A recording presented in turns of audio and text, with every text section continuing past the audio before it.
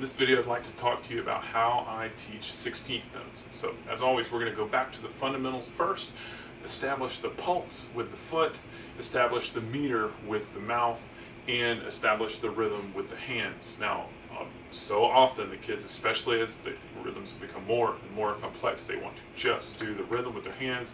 Don't let that happen. Tell them, if you need to drop anything, drop the hands, do the mouth, do the foot. Those are so much more important, and they will get you further in the long run. Because most sight reading errors, yes, they're rhythmic, but in the world of rhythm, more errors are pulse errors and more errors are meter errors than ever have been rhythm errors. So almost everyone that I've shown this process of, clapping and counting, they're, oh yeah, I already do that, or I already do something like that. Just please watch the videos and see how it's different, so that you can see why this way gets such wonderful results out of the students and makes them able to sight read almost anything they want to with relative ease. So whenever you're doing one of these, you want to make sure, especially when you're starting to teach 16th notes, turn your metronome on at 66 with the 16th subdivision on, and it will really help. Before we clap 16th notes, I have my students firmly establish their toe tap with that going on, because sometimes they'll try to start tapping their foot faster if they hear more clicks.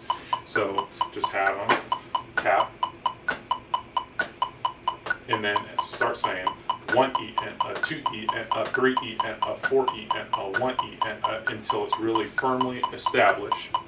And then I clap one measure of 16th notes, have them clap it back by rote like this. 1E and a 2E and a 3E and a 4E and then they do it back to me. And I do it again. 1E and a 2E and a 3E and a 4E and then they do it again. Make sure they're tapping their toe, make sure they're doing the mouth, because as they start moving their hands faster, they'll drop the foot or they'll drop the mouth, and then understanding will take much longer. So once they're solid on this, I move on to modeling number 66. I'll just do the first three measures for you guys. Make sure that while you model, they're using the gun, or if they're older kids, just touching the notes, okay, so that they're physically engaged in what they're doing. 1E and a 2 and 3E and a 4 and 1E and a 2 and 3E and a 4 and 1 and 2 and 3 and 4 and 1E and a 2 and 3E and a 4 and 1 and 2 and 3 and 4 and you'll notice that while I was doing that, I didn't just say 1E and a 2E and a 3E and a 4E and the whole time, because I've noticed with my students that if they have that bedrock of, I'm always going to divide on the 8th note, that 8th note subdivision, 1 and 2 and, unless there's a different division happening like a triplet or a 16th note, then they can always fall back to the 8th note, and that's better than just having 1, 2, 3, 4 in their head. And as a high school band director, I experimented with having them have the 16ths in their head all the time, but the students that I taught that for a year, they said it was honestly more confusing than hearing 8th notes in their head in between. So if you're wondering about that, that's why we do it that way. Let your students know that 16th notes are easy, and teach them slowly and methodically enough where they actually agree with you. 16th notes are not hard. Once they've been through a lot of these 16th note exercises, then they're ready to learn this new concept of an 8th note followed by 2 16th notes. Now, some people would count 1E and during this, and again, I asked my high school students, and they said that method was much more confusing for them. So we have a different division that we use. We say 1 and a 2 and a 3 and a 4 and a, chopping that E out just to make it so that what they're saying with their mouth more closely matches what they're doing with their hands.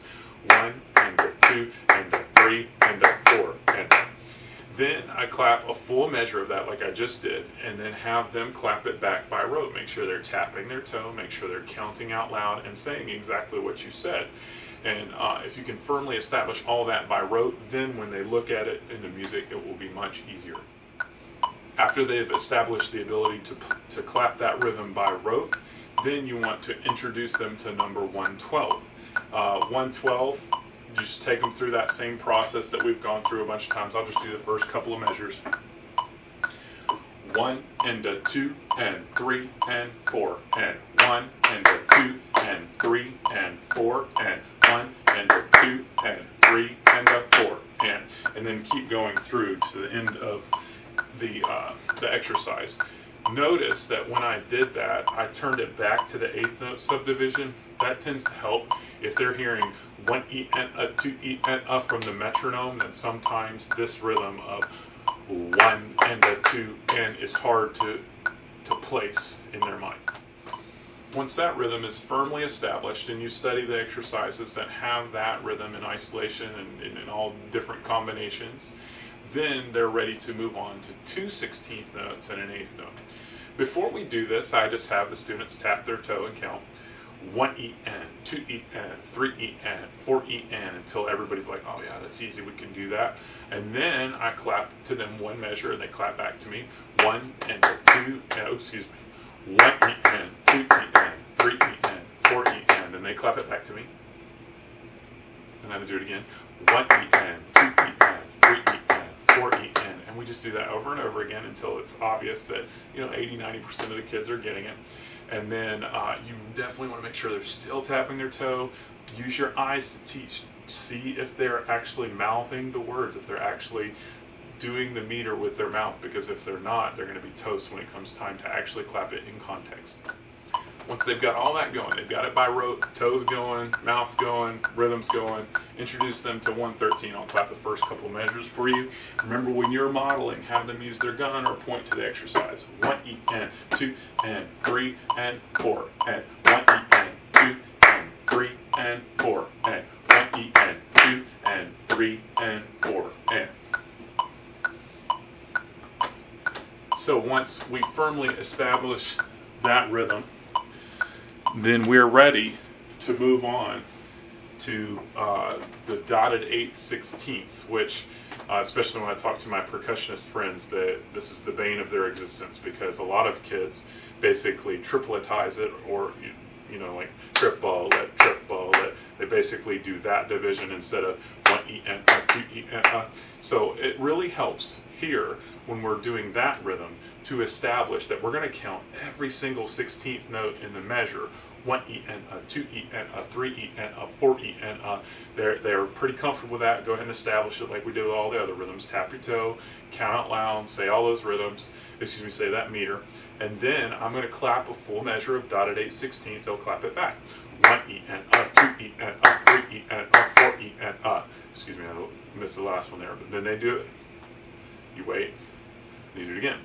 1 E and 2 E and 3 E and 4 E and then they do it back to you. And once that's going really well, they've got that rhythm, they understand it, at least orally they understand it, then you can after they've mastered doing it by rote, then you can look at number 169. I'll do the first couple of measures for you. When you model, make sure they are touching the music or using their gun. 1 E and 2 and 3 and 4 and 1 E and 2 and 3 and 4 and 1 E and 2 and 3 and 4 E and